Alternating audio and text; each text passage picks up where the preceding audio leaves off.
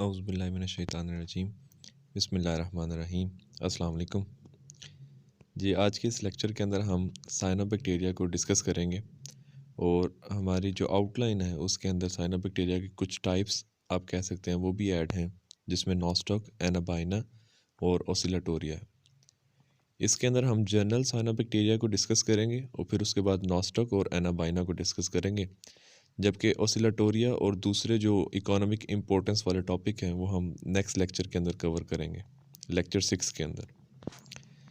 Cyanobacteria के general characters पढ़ने लगे हैं जी। साइनोबैक्टीरिया जो है वो लार्जेस्ट और मोस्ट डाइवर्स ग्रुप है फोटोसिंथेटिक बैक्टीरिया का। मतलब ये ऐसे बैक्टीरिया होते हैं जो फोटोसिंथेसिस का प्रोसेस परफॉर्म करते हैं, और पहले इनको गलती से ब्लू ग्रीन एल्गी भी कहा जाता था। मतलब कि जब इतनी स्टडीज़ या नॉलेज नहीं था तो इनके कलर की वजह से इनको एल्गी कंसीडर किया जाता था। जैसे इनको प्रॉपर स्टडी किया गया तो पता चला कि ये एल्गी नहीं बल्कि प्रोकैरियोट्स हैं, बैक्टीरिया हैं। तो इस वजह से हम इनको ट्रू प्रोकैरियोट्स कहते हैं, क्योंकि इनके अंदर किसी किस्म का कोई न्यूक्लियस और कोई न्यूक्लियर मेम्ब्रेन मौजूद नहीं होती। ये मुख्तलिफ शेप और साइज़ के अंदर हमें मिलते हैं, और इनका डायमीटर जो है वो 1 माइक्रोमीटर से लेकर 10 माइक्रोमीटर तक हो सकता है। इनकी डाइवर्सिटी का अंदाज़ा हम इस बात से लगा सकते हैं कि ये यूनिसेलर भी होते हैं। इनमें से कुछ टाइप्स जो हैं वो कॉलोनीज़ भी शो करती हैं, और कुछ जो है वो फिलामेंट लाइक स्ट्रक्चर्स भी बनाते हैं, मतलब ट्राइकोम वगैरह। अब ट्राइकोम क्या होता है? चेन ऑफ सेल्स को ट्राइकोम कहते हैं। या सिंपल अगर आप इमेजिन करें कि एक जो तस्बीह होती है, ठीक है, तस्बीह के दाने जो होते हैं उस तरीके का स्ट्रक्चर होता है, फिलामेंट लाइक ट्राइकोम्स। और वो जो दाने हैं, वो जो ट्राइकोम्स हैं, उनके बाहर कम या ज़्यादा म्यूसिलेजिनस शीट जो है वो मौजूद होती है। और ये जो ट्राइकोम है ये ब्रांच भी हो सकती है और अनब्रांच भी हो सकती है। इनकी मूवमेंट को डिस्कस करें, यानी कि लोकोमोशन को डिस्कस करें, तो इनके अंदर किसी किस्म का कोई फ्लैजेला मौजूद नहीं है। और अगर ये वाटर के अंदर मूव करना चाहें तो ये गैस वेजिकल्स को इस्तेमाल करते हैं। अब इनके सेल के अंदर छोटे छोटे गैस वेजिकल्स होते हैं, और इन्होंने जिस तरफ मूव करना होता है उसकी ऑपोजिट साइड पे वो गैस वेजिकल रिलीज़ करते हैं, और थोड़े से प्रेशर की वजह से ही उस तरफ मूव करते हैं। ये इसकी एनालॉजी हम इस तरह इस्तेमाल कर सकते हैं, जैसे अगर आप बलून के अंदर आप एयर भर लें, और जब आप बलून को छोड़ेंगे तो हवा जो है वो पीछे की तरफ जाती है और बलून आगे की तरफ। तो बिल्कुल इसी तरीके से इनकी सेल्स में से भी जो गैस वेजिकल्स को रिलीज़ किया जाता है, और उसके थोड़े से प्रेशर की वजह से ये मूव करते हैं। इनमें से बहुत से जो साइनोबैक्टीरिया वो ग्लाइडिंग मूवमेंट भी शो करते हैं। अब ग्लाइडिंग मूवमेंट क्या है कि मतलब वाटर जिस तरफ जा रहा है ये भी उसी की फ्लो की तरह साथ साथ ग्लाइड करते जाएंगे। साइनोबैक्टीरियल सेल जो है वो सेल वॉल के ऊपर और प्रोटोप्लाज्म पर कंसिस्ट करती है। मतलब दो चीज़ें होती हैं।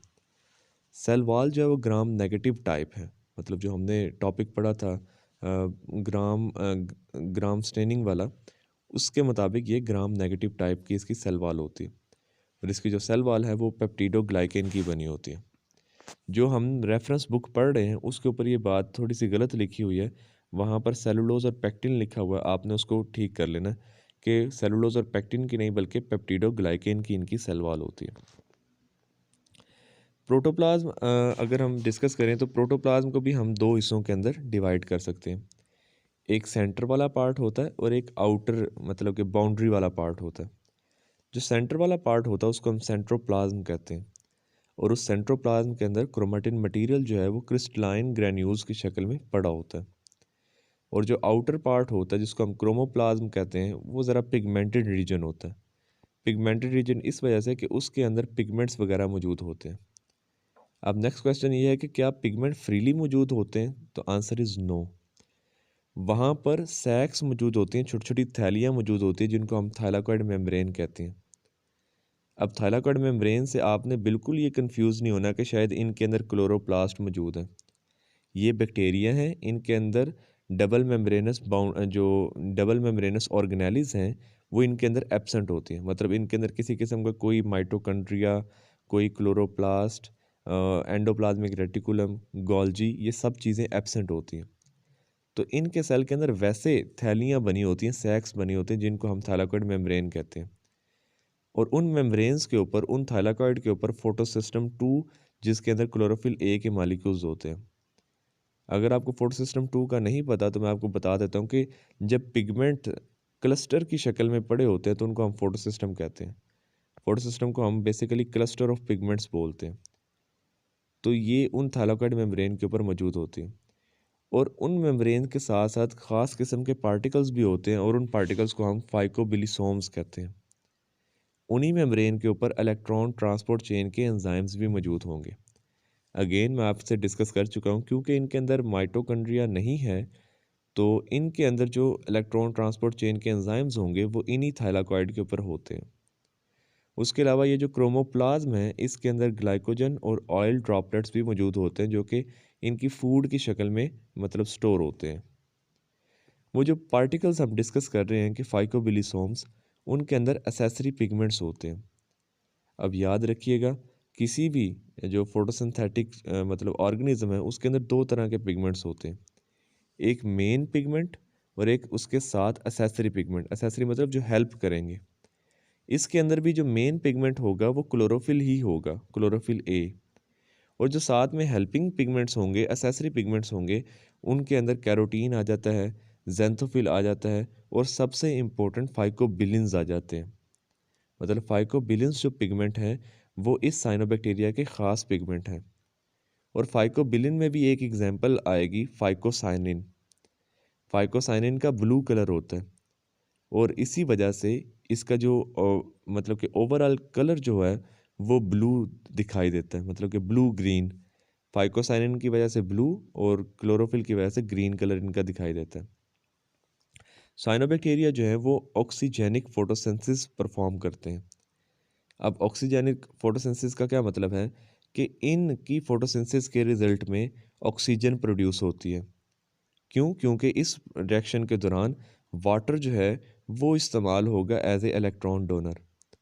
अब इस बात को समझने के लिए हमें ये बात पता होनी चाहिए कि कुछ बैक्टीरिया जो हैं वो H2O को नहीं यूज़ करते बल्कि H2S को यूज़ करते हैं, हाइड्रोजन सल्फाइड को। और जब हाइड्रोजन सल्फाइड को यूज़ करते हैं तो ऑक्सीजन नहीं प्रोड्यूस होती बल्कि सल्फ़र प्रोड्यूस होती है। लेकिन ये जो साइनोबैक्टीरिया हैं ये ऐसे बैक्टीरिया हैं जो प्लांट्स की तरह फोटोसिंथेसिस का प्रोसेस परफॉर्म करते हैं, मतलब ऑक्सीजेनिक फोटोसिंथेसिस परफॉर्म करते हैं जिसके लास्ट पर ऑक्सीजन प्रोड्यूस होती है। उसके अलावा इनकी जो चेन लाइक बॉडी है, मतलब कि जो स्ट्रक्चर है साइनोबैक्टीरिया का, उसके अंदर स्पेशल टाइप ऑफ सेल्स होते हैं, मतलब थिक वॉल्ड सेल्स होते हैं जिनको हम हेट्रोसिस्ट कहते हैं। उन हेट्रोसिस्ट के अंदर कुछ जो है वो एंजाइम्स मौजूद होते हैं जो नाइट्रोजन फिक्सेशन के अंदर अपना रोल प्ले करते हैं। हेट्रोसिस्ट के साथ साथ और भी बैरल शेप, मतलब कि रॉड शेप आप कह सकते हैं, या सिलेंडर शेप सेल्स होते हैं जिनको हम एकाइनीड्स कहते हैं। और एकाइनीड्स जो हैं वो डॉर्मेंट सेल्स की तरह बिहेव करते हैं। मतलब जब अनफेवरेबल कंडीशंस आती हैं तो ये जो एकाइनीड्स हैं ये बच जाएंगी और जैसे ही फेवरेबल कंडीशंस वापस आएंगी तो एकाइनीड्स जो हैं वो डेवलप करना शुरू कर देती हैं और उससे एक नई कॉलोनी जो है वो तैयार हो जाती है। जी, अब हम रिप्रोडक्शन इन साइनोबैक्टीरिया को डिस्कस करते हैं। सबसे पहली बात जो याद आपने रखनी है कि इनके अंदर सेक्सुअल रिप्रोडक्शन बिल्कुल भी मौजूद नहीं होती, मतलब टोटली एब्सेंट है। और ये सिर्फ़ और सिर्फ एसेक्सुअल तौर पर रिप्रोड्यूस कर सकते हैं या अपना नंबर इंक्रीज़ कर सकते हैं। साइनोबैक्टीरिया सबसे पहले बाइनरी फिशन के ज़रिए मतलब कि डिवाइड हो सकता है, जिसमें एक सेल जो है वो दो के अंदर डिवाइड हो जाता है। और दूसरा जो इनका सबसे मेन तरीक़ेकार है डिवाइड होने का वो है फ्रेगमेंटेशन। अब इसका नाम बता रहा है कि फ्रेगमेंटेशन का मतलब ये है कि इनके टुकड़े हो जाएंगे, इनके फ्रेगमेंट हो जाएंगे। तो ये मतलब कि पूरी एक चेन होती है, तो इसकी जो चेन है वो अगर कहीं से टूट जाए तो उसके दो टुकड़े हो गए, मतलब दो फ्रेगमेंट्स बन गए। और ये एक्सीडेंटली भी हो सकते हैं और ये पर्पसली भी इस तरह करते हैं। मतलब कि पर्पसली किस तरीके से करते हैं कि अपने उन दो सेल्स के दरमियान में कनकेव डिस्क बना लेते हैं जेल लाइक मटेरियल की, जिनको हम सेपरेशन डिस्क कहते हैं। और जब वो सेपरेशन डिस्क बनती हैं तो वो दो टुकड़े बन जाते हैं, दो फ्रेगमेंट्स बन जाते हैं और हम हर फ्रेगमेंट को हार्मोगोनिया का नाम देते हैं। अब ये तो एक नॉर्मल तरीक़ेकार हुआ इनके अंदर कि हार्मोगोनिया बन गए, वो फ्रेगमेंट बन गए। लेकिन कभी कभार ऐसे होता है कि वो जो फ्रेगमेंट बना होता है, वो जो हार्मोगोनिया बना होता है, वो थिक वॉल्स डेवलप कर लेता है अपने गिर्द अंडर अनफेवरेबल कंडीशंस। और फिर वो जो फ्रेगमेंट होता है, वो जो हार्मोगोनिया होता है, हमें उसको एक और टाइटल देते हैं हार्मोस्पोर्स का। और ये जो हार्मोस्पोर्स हैं, ये फिर फेवरेबल कंडीशंस के अंदर दोबारा से जर्मिनेट करके तो नई कॉलोनी बनाते हैं। अगर ये जो हम बात कर रहे हैं कि ये जो चेन ऑफ स्ट्रक्चर है, मतलब कि इनका जो स्ट्रक्चर होता है वो चेन की शक्ल में है। अगर ये सिंगल सिंगल सेल्स टूट कर उतरना शुरू कर दें, पहले तो हमने पढ़ा कि 2 टुकड़े हो गए, 3 टुकड़े हो गए, तो उन जो टुकड़े हैं उन फ्रेगमेंट्स को हम हार्मोगोनिया कहते हैं। अगर ये तस्बीह के दाने की तरह, मतलब कि तस्बीह की जो पूरा एक चेन होती है, एक लड़ी होती है, अगर उसमें एक एक दाना उतरना शुरू कर दें या सिंगल सिंगल सेल्स जो हैं वो उतरना शुरू कर दें, तो हम उन सिंगल सेल्स को प्लान कोकाई कहते हैं। ठीक है। और ये जो प्लान कोकाई होते हैं, ये भी एबिलिटी रखते हैं कि ये बाद में पूरी एक कॉलोनी बना सकते हैं। लास्ट के ऊपर इसके अंदर हम एक काइनेट को डिस्कस करने लगे जिनको हम आर्थ्रोस्पोर्स भी कहते हैं। ये एक्चुअल में थिक वाल्ड होते हैं और येलोइश होते हैं। इनके अंदर साइनोबैक्टीरिया ने फूड स्टोर की होती है, और ये फूड स्टोर इसलिए की होती है कि जैसे ही कोई अनफेवरेबल कंडीशंस आएँ तो इनकी जो थिक वाल्ड है वो इनको बचा कर रखे, और ड्यूरिंग फेवरेबल कंडीशंस ये जर्मिनेट करें और उस फूड को यूज़ करके तो ये पूरी एक नई कॉलोनी जो है वो तैयार कर दें। कुछ जो साइनोबैक्टीरिया होते हैं वो अपने अंदर स्पोर्स डेवलप कर सकते हैं जिनको हम एंडोस्पोर्स कहते हैं, और कुछ बाहर भी स्पोर्स बना सकते हैं जिनको हम एक्सोस्पोर्स कहते हैं। और अनफेवरेबल कंडीशंस के अंदर वो जो स्पोर्स हैं वो अलग हो जाते हैं, और जब दोबारा से फेवरेबल कंडीशंस आती हैं तो वो जो स्पोर्स हैं वो जर्मिनेट करके तो कॉलोनीज़ बनाना शुरू कर देते हैं। यहाँ पर साइनोबैक्टीरिया के एक सेल की जो है वो डायग्राम जो है वो शेयर की गई है, और इसके अंदर हमें जितनी भी लेबलिंग है उसका आइडिया होना चाहिए। अगर हम लेफ़्ट साइड से स्टार्ट करें तो सबसे पहले फाइकोबिलिसोम्स हैं, जो कि वो ग्रैन्यूल्स होते हैं जिनके अंदर एसेसरी पिगमेंट्स मौजूद हैं। लिपिड ड्रॉपलेट है जो कि स्टोरेज, फूड स्टोरेज की शक्ल में मतलब मौजूद होते हैं। ग्लाइकोजन भी यहाँ होना चाहिए था लेकिन वो इन्होंने ड्रा नहीं किया। उसके अलावा कार्बोक्सीसोम्स हैं। कार्बोक्सीसोम में ऐसे पार्टिकल्स होते हैं जिनके अंदर कार्बन फिक्सेशन वाले एंजाइम्स होते हैं, मतलब कि कार्बन को कन्वर्ट कर दिया जाएगा ग्लूकोज के अंदर, जो फोटोसिंथेसिस के प्रोसेस में होता है। साइनोफाइसिन ग्रैन्यूल जो है, इसके अंदर जो है नाइट्रोजन या कार्बन जो है वो स्टोर हो सकती है। न्यूक्लियोइड, मतलब जहाँ पर डीएनए होगा, वैक्यूल है, राइबोसोम और थाइलाकॉइड मेम्ब्रेन्स की तरफ लेबलिंग की गई है जिसके अंदर फोटोसिस्टम 2, क्लोरोफिल ए और दूसरे एसेसरी पिगमेंट्स जो हैं वो मौजूद होते हैं। बाकी जो तरफ है वो इनर मेम्ब्रेन शो की गई है, पेप्टिडोग्लाइकेन लेयर है, आउटर मेम्ब्रेन है, म्यूकॉइड शीट है जो म्यूकस हम कहते हैं, कैप्सूल है और स्लाइम कोट, ये हम पहले लेक्चर्स के अंदर डिस्कस कर चुके हैं। अब हम साइनोबैक्टीरिया की पहली एग्जाम्पल नॉस्टॉक को डिस्कस करने लगे। तो पहले क्लासिफिकेशन इसकी डिस्कस करने हमने किंगडम मोनिरा है, फाइलम साइनोबैक्टीरिया, क्लास इसकी साइनोफाइसी, ऑर्डर हॉर्मोगोनेलिस, फैमिली नोस्टोकेसी और जीनस जो है वो नोस्टक है। इसके अंदर डिफरेंट स्पीशीज़ आ जाती हैं लेकिन हमने इसको जीनस तक ही यहाँ तक रखना है, पढ़ना है यहाँ तक। सबसे पहले हैबिटेट अगर हम डिस्कस कर लें तो ये जो नोस्टॉक हैं ये मॉइस्ट सॉइल के अंदर, रॉक्स के अंदर और लेक्स की बॉटम के अंदर या स्प्रिंग्स के ऊपर मौजूद हो सकते हैं, मतलब स्प्रिंग्स झरने को कहते हैं। बहुत फ्रेश वाटर भी हो सकते हैं, साल्ट वाटर भी हो सकते हैं, लेकिन याद रखिएगा कि मरीन हैबिटेट्स के अंदर ये बहुत ही कम पाए जाते हैं। और जो फ्रेश वाटर बॉडीज़ होती हैं वहाँ पर ये फ्रीली फ्लोट भी कर सकती हैं या किसी ऑब्जेक्ट के साथ अटैच भी हो सकती हैं। ये जो नॉस्टॉक है इसको प्लांट्स के साथ सिम्बियोटिक के तरह लिविंग करते हुए भी देखा गया, मतलब कि सिम्बियोटिक रिलेशनशिप में भी देखा गया।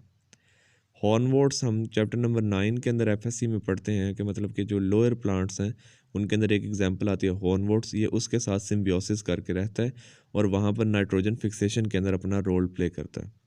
और अगेन नाइट्रोजन फिक्सेशन जो है वो कौन से सेल्स करेंगे, हेट्रोसिस्ट वाले करते हैं। ठीक है। उसके बाद ये लाइकन्स के अंदर भी देखा गया है। अब लाइकन्स क्या होते हैं? लाइकन कहते हैं कम्बिनेशन को। किसका कम्बिनेशन?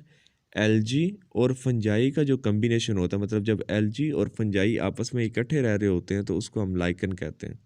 वो दोनों एक दूसरे की हेल्प करते हैं, तो उस लाइकन एसोसिएशन के अंदर भी नॉस्टॉक को देखा गया।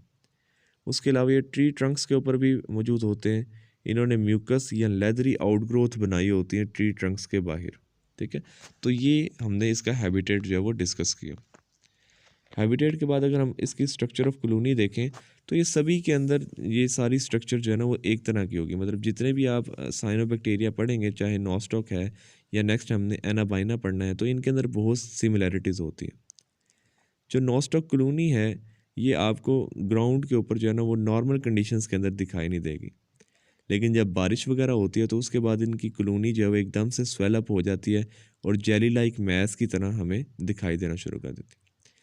यही वजह है कि पहले जो है वो ये सोचा जाता था कि शायद ये आसमान से गिरती हैं, तो इस वजह से इनके जो कॉमन नेम्स हैं वो भी काफ़ी अजीब किस्म के हैं। फॉलन स्टार भी इसको कहा जाता है, स्टार जेली भी कहा जाता है, और ये तो और अजीब है कि विचेस बटर भी इसको हम कहते हैं। मतलब इसका जो कॉमन नेम है, इसकी जो कॉलोनी होती है वो राउंडेड होती है, और मतलब कि एक हैन एग मुर्गी के अंडे जितना इसका साइज़ हो सकता है इसकी कॉलोनी का।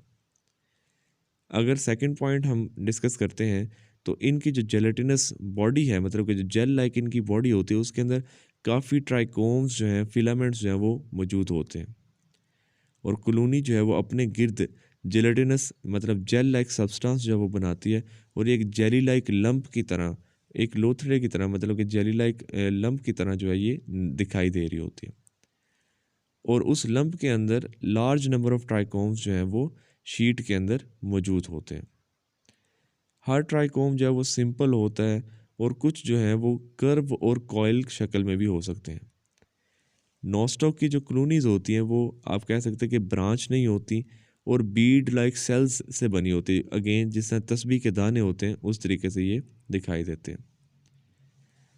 अब जो फिलामेंट्स और ट्राइकोम्स हैं ये मतलब कि काफ़ी अबंडेंस के अंदर काफ़ी इनका नंबर जो है वो ज़्यादा होता है, और ये स्लाइमी किस्म के होते हैं, और अगेन इनके अंदर हेट्रोसिस्ट होते हैं, और हेट्रोसिस्ट का फंक्शन हम बार बार डिस्कस कर रहे हैं कि नाइट्रोजन फिक्सेशन के अंदर है। इनके अंदर जो रिप्रोडक्शन के तरीक़ेकार हैं वो बिल्कुल सेम है जिस तरह हम जर्नल पढ़ के आए हैं।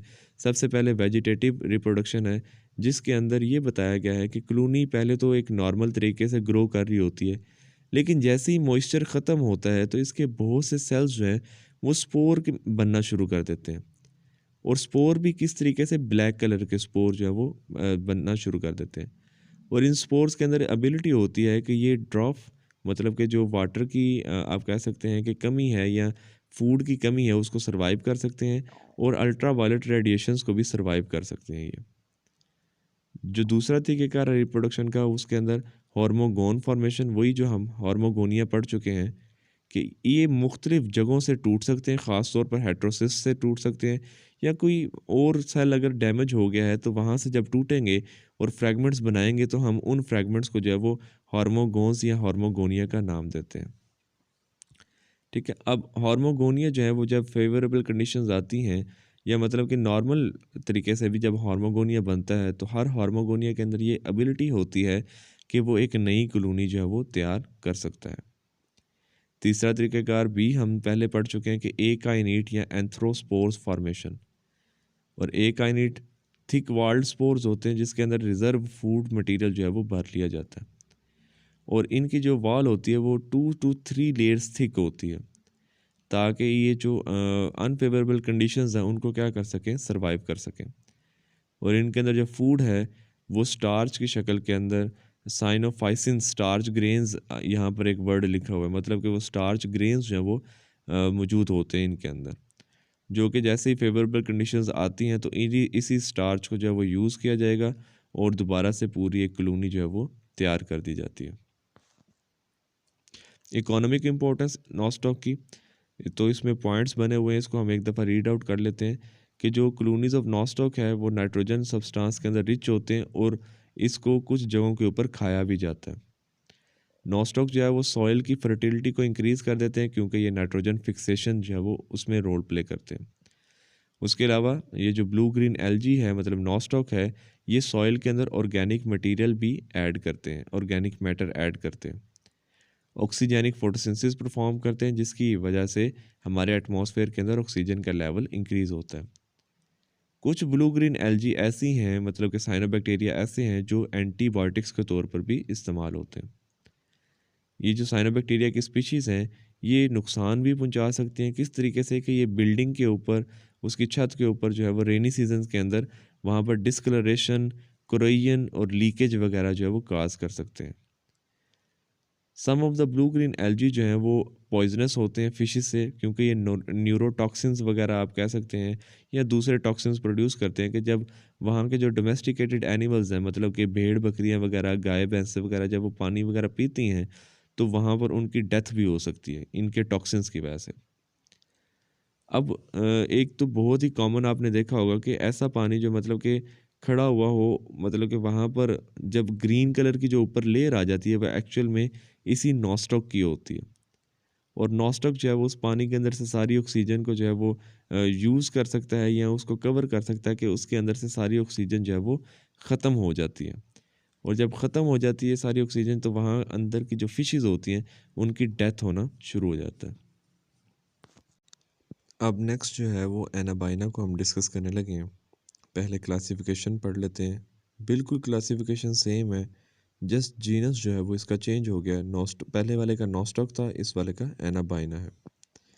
अक्रंस पहले पढ़ते हैं कि ये एनाबाइना जो है वो कहाँ पर पाए जाते हैं।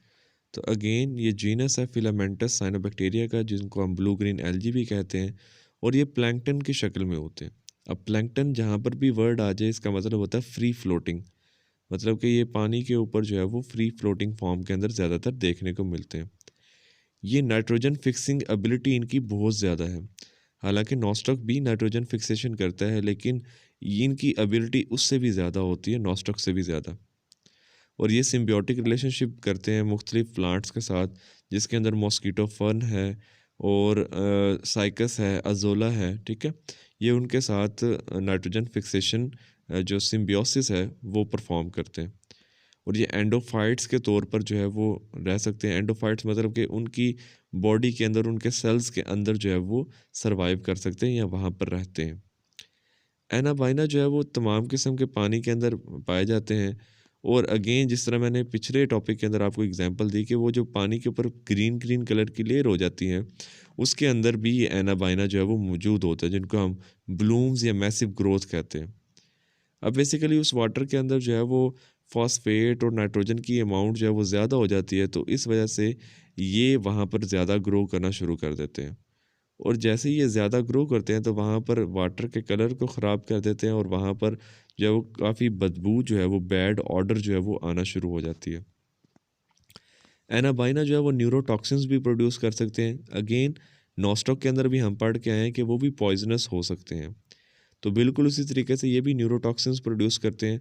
और ये जो न्यूरोटॉक्सिन्स हैं ये वाइल्ड लाइफ को नुकसान पहुंचा सकते हैं, मतलब कि फार्म एनिमल्स को और पेट्स वगैरह को नुकसान पहुंचा सकते हैं।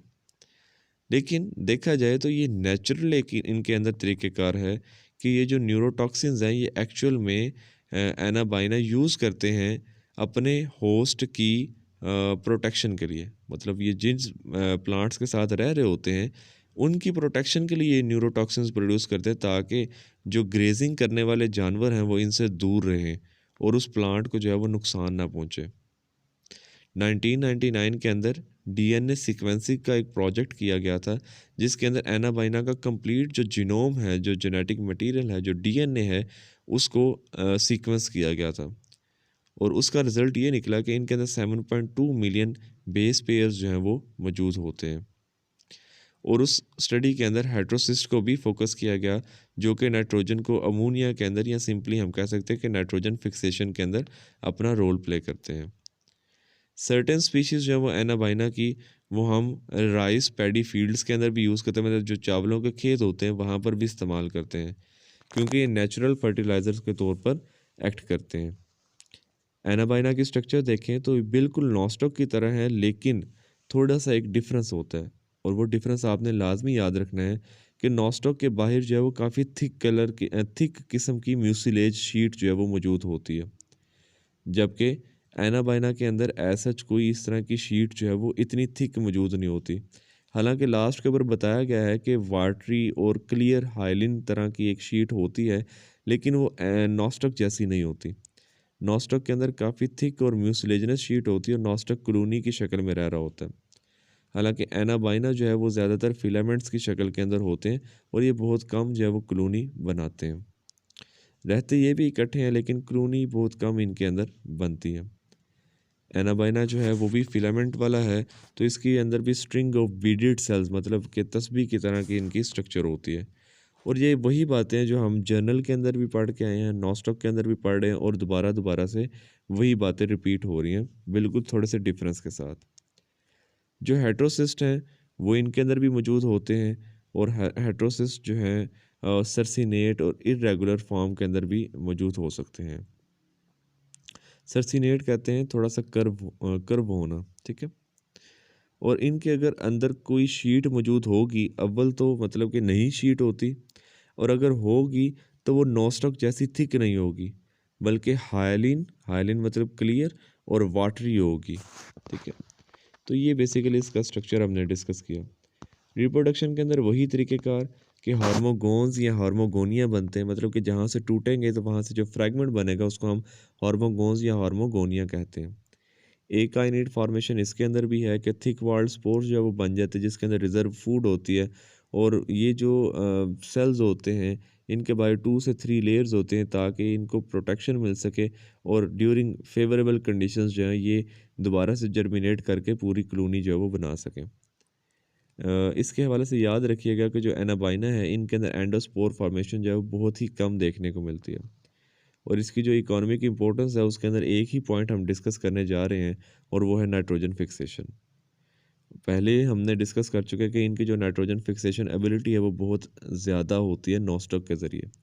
उसकी मेन रीज़न ये होती है कि इनके अंदर हर 10 सेल में से एक सेल जो है वो हेट्रोसिस्ट होता है, और हेट्रोसिस्ट जो है वो ऐसा सेल होता है जो कि सिर्फ और सिर्फ नाइट्रोजन फिक्सेशन के अंदर इन्वॉल्व होता है। अब हेट्रोसिस्ट जो है ना वो खुद फोटोसिंथेसिस का प्रोसेस परफॉर्म नहीं कर पाता, तो एक तरह से ये अपने सेल्स के साथ भी जो है वो एक्सचेंज कर रहा होता है। मतलब ये अपने साथ वाले सेल्स को नाइट्रोजन प्रोवाइड करता है, और इसके साथ वाले सेल्स जो हैं वो इसको शुगर्स जो हैं वो मतलब कि जो फोटोसिंथेसिस के अंदर तैयार हुए होते हैं प्रोडक्ट्स, वो प्रोवाइड कर रहे होते हैं। और इनके अंदर ऐसा क्या चीज़ होती है जिसकी वजह से नाइट्रोजन फिक्सेशन का प्रोसेस हो रहा होता है, तो इसकी मेन रीज़न है वो एंजाइम्स, और उन एंजाइम्स का नाम है नाइट्रोजिनेज एंजाइम।